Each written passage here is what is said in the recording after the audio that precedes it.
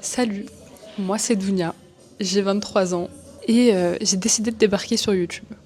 Voilà.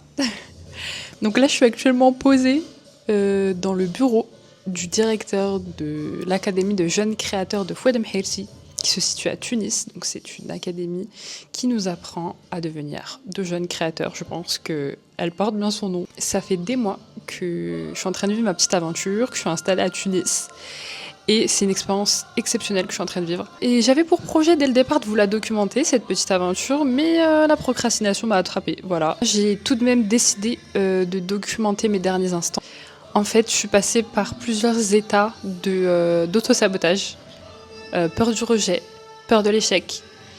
Et donc, j'ai procrastiné mes montages, j'ai procrastiné mes prises de plans, de vidéos, etc. Alors que j'avais plein d'idées. Mais là, j'ai décidé que j'allais tout de même produire quelque chose, même si c'est pas parfait. Donc voilà, je vous laisse avec la suite de la vidéo. N'hésitez pas à vous abonner, hein. Et là, je vous invite à ouvrir grand vos yeux et vos oreilles. L'année dernière, j'ai traversé une grosse période de creux. Je venais de finir un BTS que j'avais choisi un peu par défaut, parce que je ne savais pas vraiment où j'allais. Merci Parcoursup. Alors j'ai décidé de faire une pause, travailler un peu, mettre de l'argent de côté, et surtout me recentrer. Prendre le temps de souffler et de réfléchir à ce que je voulais vraiment faire. Pendant cette pause, j'ai essayé de travailler sur moi, d'apprendre à mieux me connaître. La vérité, c'est que j'étais à bout. Un jour, je me suis mise à repenser à la petite fille que j'étais, celle qui passait des heures à dessiner des silhouettes, à inventer des robes, des univers. Mon rêve à l'époque, c'était de devenir styliste modéliste. Mais en grandissant, j'ai vite rangé ce rêve dans un coin. On m'avait fait comprendre que ce milieu était fermé, cher et inaccessible. Je me suis censurée, j'ai mis de côté ma créativité pour entrer dans les cases, la logique, le par cœur, les chemins sûrs. Mais ça ne me ressemblait pas, et franchement, j'étais nulle. Pas parce que j'étais incapable, mais parce que je n'étais pas à ma place. À ce moment-là, j'avais juste besoin de respirer, de faire quelque chose qui me reconnecte à moi. Alors un peu sur un coup de tête, je me suis inscrite à des cours de couture dans une association de quartier. Rien de fou à première vue. Mais dès le premier cours, j'ai senti un truc. La salle était remplie de mamies adorables. L'ambiance était douce, sans pression. Et moi, pour la première fois depuis longtemps, j'ai pris du plaisir à apprendre. Plus les semaines passaient, plus je me surprenais à attendre ces cours avec impatience. J'ai commencé à rêver, doucement, à me dire « Et si je reprenais ce rêve d'enfant au sérieux ?» Un jour, l'une de mes cousines m'a glissé une idée. « Pourquoi tu n'irais pas voir en Tunisie, puisque j'en suis originaire de mes deux parents? Les écoles de mode y sont bien moins chères. Faudrait que tu t'y penches.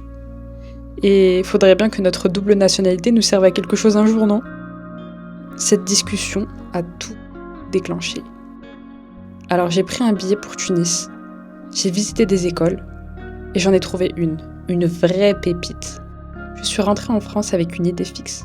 Bosser dur, économiser et repartir là-bas pour de bon.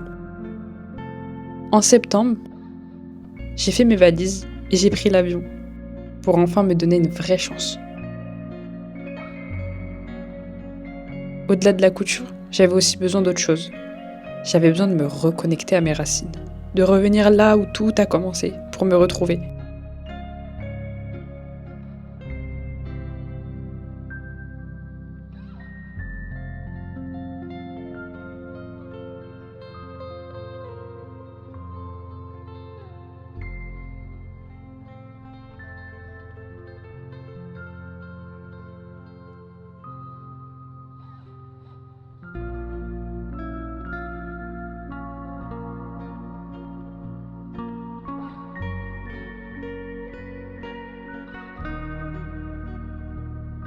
En France, le climat politique pèse lourd, comme une pression sourde qui serre la gorge à une partie de la population.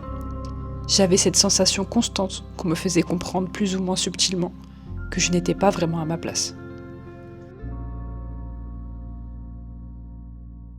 Alors partir à Tunis, c'est pas juste un choix d'études, c'est une manière de me recentrer, de prendre une vraie bouffée d'air, de me réapproprier qui je suis pleinement, entre ici et là-bas.